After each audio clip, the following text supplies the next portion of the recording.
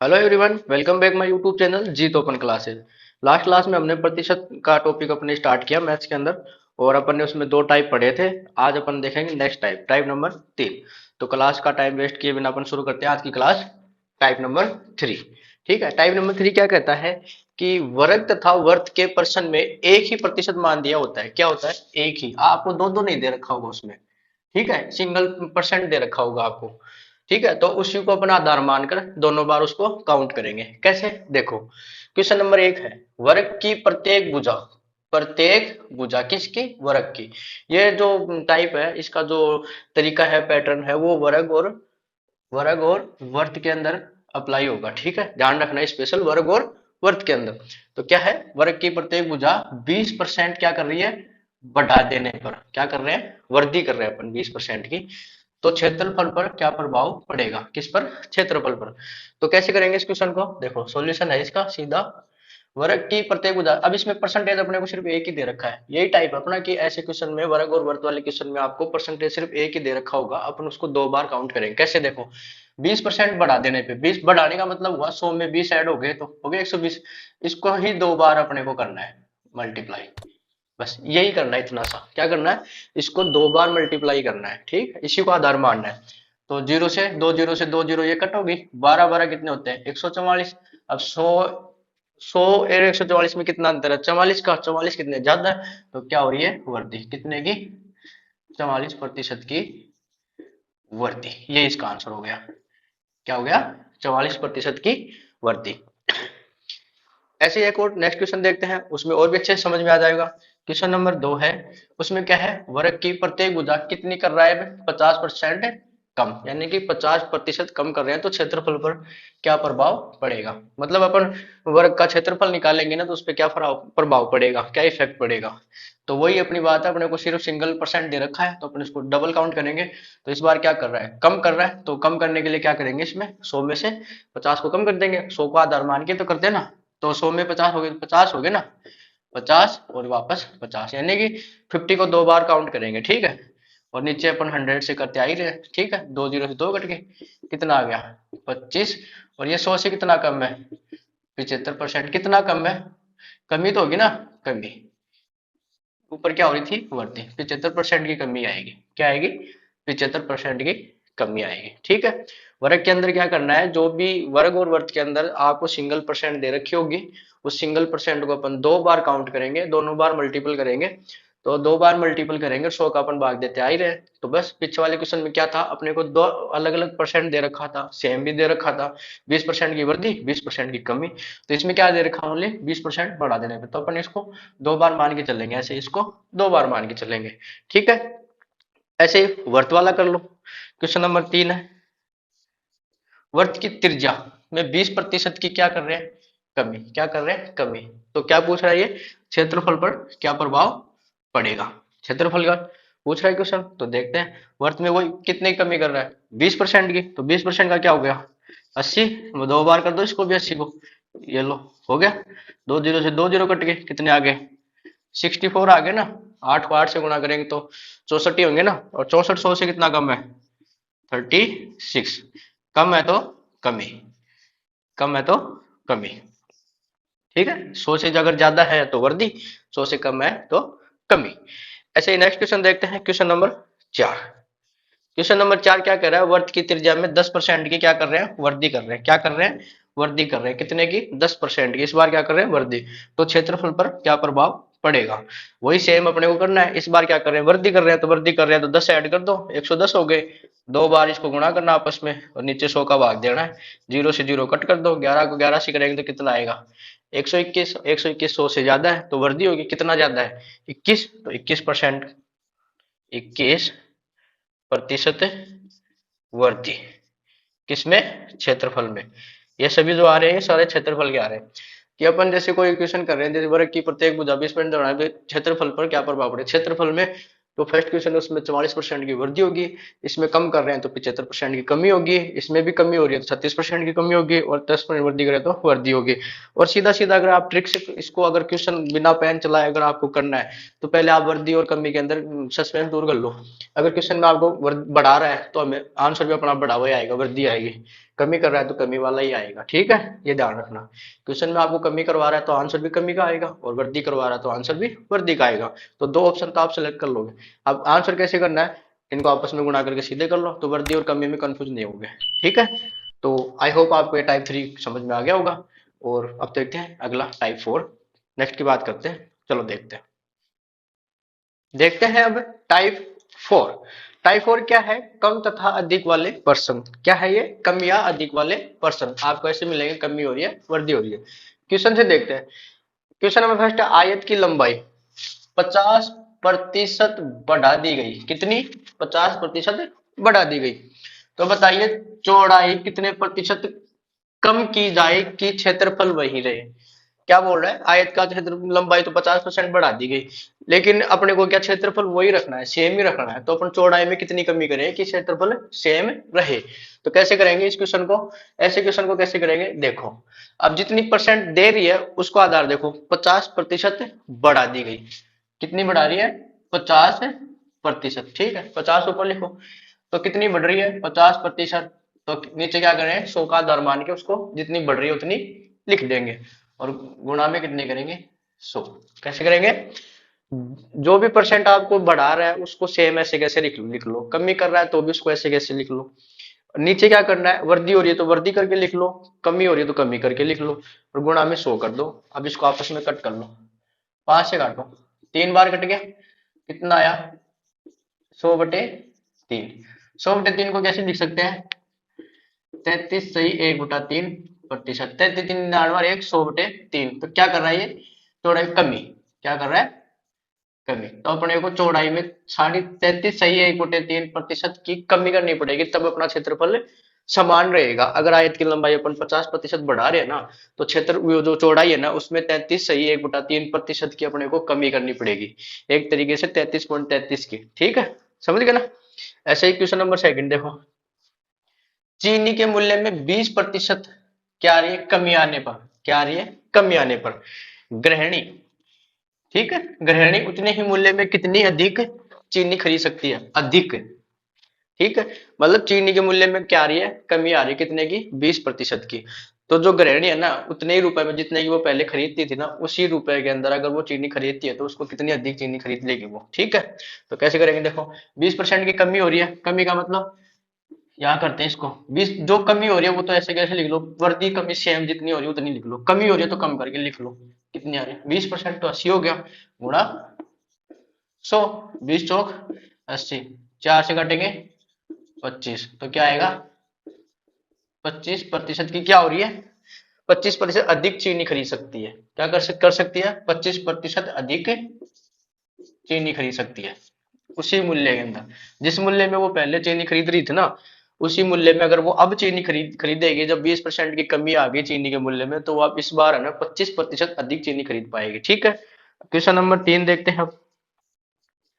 सोहन का वेतन मोहन के वेतन से 25% कम है। कितना है, 25% कम है सोहन का वेतन मोहन के वेतन से।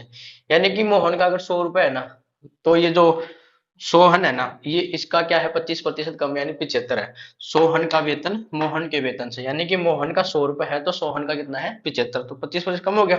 तो बताइए मोहन का जो वेतन है सोहन के वेतन से कितना प्रतिशत अधिक है, ठीक है, अधिक पूछ रहा है। कैसे करेंगे, जितने प्रतिशत की कमी हो रही है वो उसको ऐसे कैसे लिख लो, 25, और जितने की कमी हो रही है उसको नीचे लिख लो, 75। 25% मतलब 75 हो गए ना। अब इसको 100 से गुणा कर लो, 25 को 3 से कटेंगे 75, यही वापस 100/3 आ गए। और 100/3 को अपन क्या लिखते हैं, 33 सही 1/3% अधिक। क्या, अधिक, 33 सही 1/3% अधिक। ये है सोहन के वेतन से इतना अधिक है, ठीक है। अब देखते हैं क्वेश्चन नंबर 4।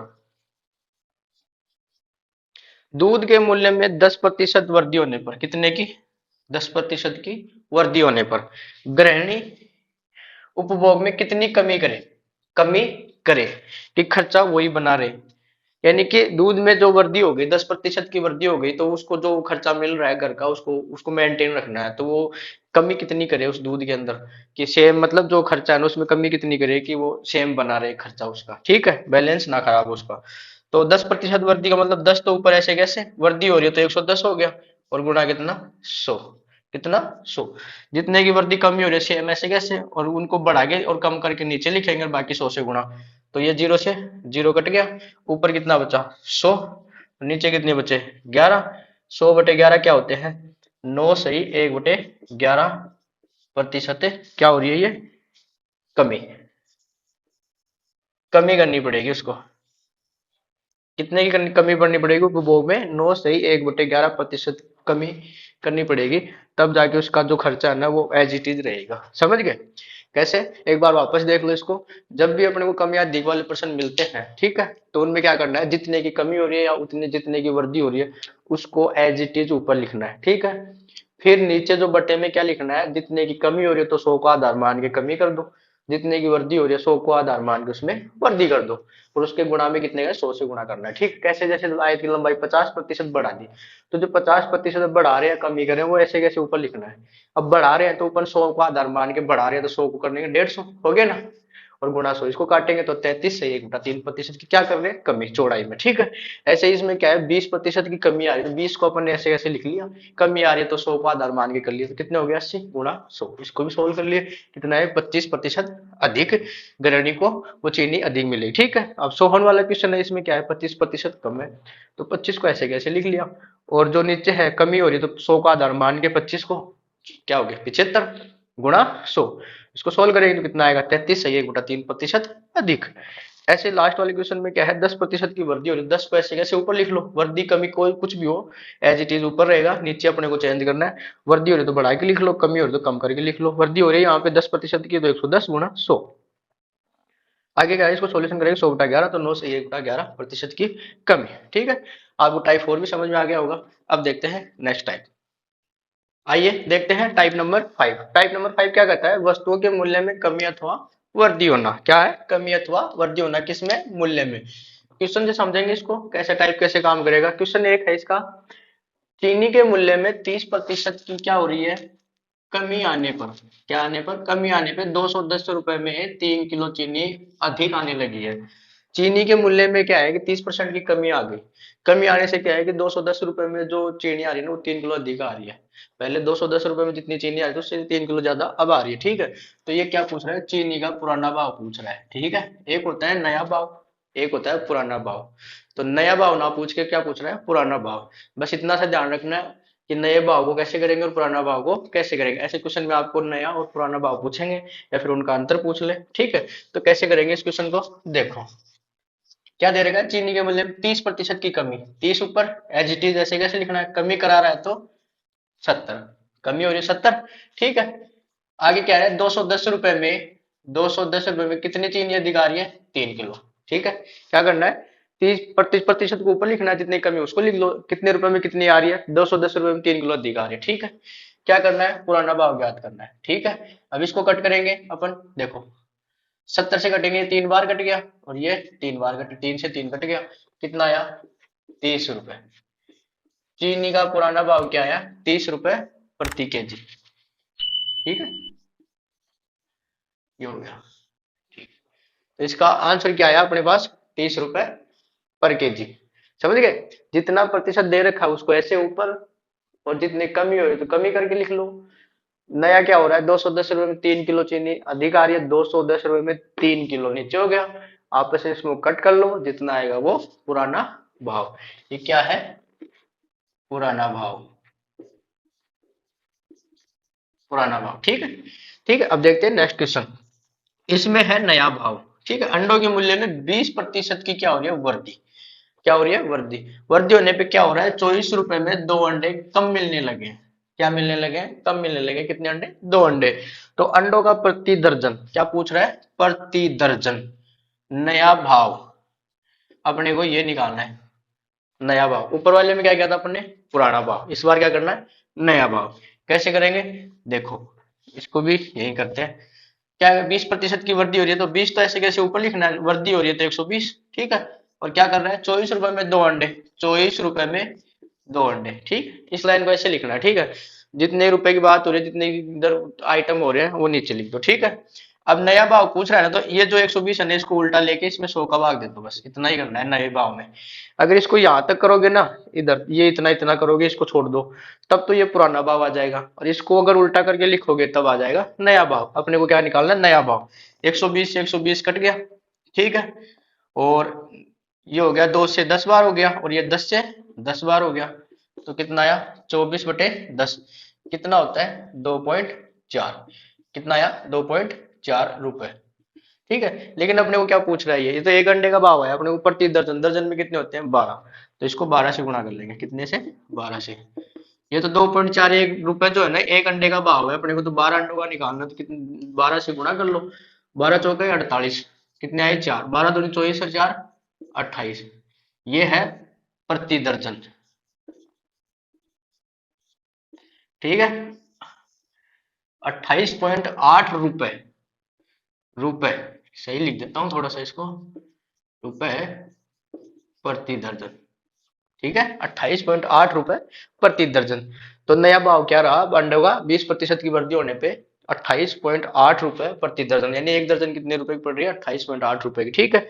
अब देखते हैं, जैसे नया भाव और पुराना भाव दोनों का अंतर निकालना हो, ऐसा क्वेश्चन आ जाए, या तो आपको पुराना भाव पूछेगा, या फिर नया भाव पूछेगा, या फिर इन दोनों का अंतर पूछेगा। तो पहले पुराना निकाल लो, फिर नया निकाल लो, फिर अंतर निकाल लो। जैसे अब नया पुराना ये हो गया, नया ये हो गया, अंतर कुछ दोनों को माइनस कर दो आपस में। ठीक है। नया आ जाएगा। देखो, चीनी की कीमत 10% कम हो जाने पर उपभोक्ता को 270 रुपए में 5 किलो चीनी अधिक खरीद सकता है। अधिक खरीद पा रहा है वो। चीनी का मूल और नई कीमत का अंतर बताओ, यानी कि मूल यानी पुराना भाव। ठीक है। ये लैंग्वेज आपको एग्जाम में पहचाननी पड़ेगी। आपको सीधा भी दे सकता है, लेकिन आजकल का एग्जाम का जो कंपटीशन लेवल अच्छा हो गया, तो वर्ड्स को आपको पहचानने होंगे। मूल का मतलब हो गया जो मेन, जो पुराना भाव है ना वो, और नई कीमत यानी नया भाव। ठीक है। तो पहले निकालेंगे अपन पुराना, फिर निकालेंगे नया, दोनों का अंतर देख लेंगे। देखो, 10% कम, 10/90 कम हो रहा है 10। ठीक है। कितने? 270 पर कितना आ रहा है? 5 किलो चीनी अधिक खरीद पा रहा है। ये हो गया इसका पुराना भाव। निकाल लो, ये कितनी बार गया? 3 बार। ऊपर कितने आ गए? 30/5। कितना आ गए? 6 रुपए। ये हो गया पुराना भाव। पुराना भाव, मूल भाव। ठीक है। अब निकालना है नया भाव। नए भाव में क्या करना है? सेम वैसे ही करना है, बस इस 90 को 100 से 7 करना है अपने को। 270/5 गुणा, अब ये 90 ऊपर चला जाएगा और नीचे 100 से भाग दे देंगे इसको। बस यही करना है। नए भाव में इसको उल्टा करके लिख देंगे, 100 का भाग दे देंगे। ये 3 बार कट गया, ये 2 बार कट गया, कट गया ना 2 बार, और ये 2 से 50 बार कट गया, और 0 से 0 कट गया, और ये 27/5। तो 5×5 = 25, 2 बच गए, 5 और 20। ये हो गया नया भाव। 5.4 रुपए नया भाव। कितना आया? 5.4 रुपए नया भाव। अब क्या पूछ रहा है अपने को? अंतर पूछ रहा है। दोनों का अंतर कर लो। अंतर निकालेंगे, जो ज्यादा है उस कम वाले को माइनस कर देंगे। 6 में से 5.4 गए तो कितने बचे? 0.6। 0.6 रुपये। ठीक। ये इसका आंसर हो गया, 0.6 रुपए। ठीक है। आई होप आपको समझ में आ गया होगा। वापस बताता हूँ एक बार। टाइप नंबर 5 है, वस्तुओं के मूल्य में कमी अथवा वृद्धि होना। अगर आपको कमी और वृद्धि दे रखी है और नया भाव पुराना भाव पूछ रहा हो, तो कैसे करना है? जो कमी दे रखी है उसको ऐसे कैसे लिखो? जितनी परसेंट कर रहा है उसको 100 का आधार मान के लिख लो। या 30% कमी हो रही है, 30 के ऊपर परसेंट की कमी हो तो 70 नीचे हो गए। ठीक है। 100 में से 30 कम हो गया ना, 70। फिर जितना आपको रुपए दे रखा है, जो आइटम दे रखा है, कितना ज्यादा हो रहा है कितना कम हो रहा है वो लिख लो। 200, 10 में 3 किलो चीनी अधिकारी है। ओनली पुराना भाव इतना ही आएगा। ठीक है। नया भाव निकालेंगे तब इस राशि को यहाँ गुणा लिख के 100 का भाग दे देंगे, नया भाव आ जाएगा। तो इसको आपस में काटेंगे, पुराना भाव। अब नया भाव निकालने के लिए 20% की वृद्धि हो रही है, 20/120 गुणा 24 ऊपर आ रहे, 24 रुपए में 2 अंडे, 24 रुपए में 2 अंडे। क्या पूछ रहे हैं? नया भाव। तो नए भाव के लिए जो ये नीचे राशि होती है ना, जितनी परसेंट की वृद्धि हो रही है वो उसको ऊपर लिखो, 100 का भाग दो, आपस में काटोगे। 2.4, ये तो हो गया एक अंडे का भाव। कितना? एक अंडे का भाव। और अपने को प्रति दर्जन निकालना है, तो प्रति दर्जन को 12 से दर्जन में होते हैं 12 अंडे। ठीक है। तो 12 से गुणा कर दिया, 28.8 रुपए प्रति दर्जन भाव आ गया। अगर अंतर निकालना है दोनों का, तो पहले पुराना भाव निकालो, फिर नया निकालो। दोनों को जो भी आए उनको माइनस कर लो, जो भी आएगा वो अंतर आ जाएगा, 0.6 रुपए अंतर। ठीक है, आज के लिए इतना ही। क्लास अच्छी लगी हो तो वीडियो को लाइक करें और शेयर करना ना भूलें, और अब तक जिसने सब्सक्राइब नहीं किया अपने चैनल को सब्सक्राइब जरूर कर लें, और क्लास की पीडीएफ के लिए अपने टेलीग्राम चैनल को जरूर ज्वाइन करें, और अपना व्हाट्सअप चैनल भी है उसको भी जरूर ज्वाइन करें। आपको ये सब दोनों लिंक आपको डिस्क्रिप्शन बॉक्स में मिल जाएंगे। ठीक है, थैंक यू।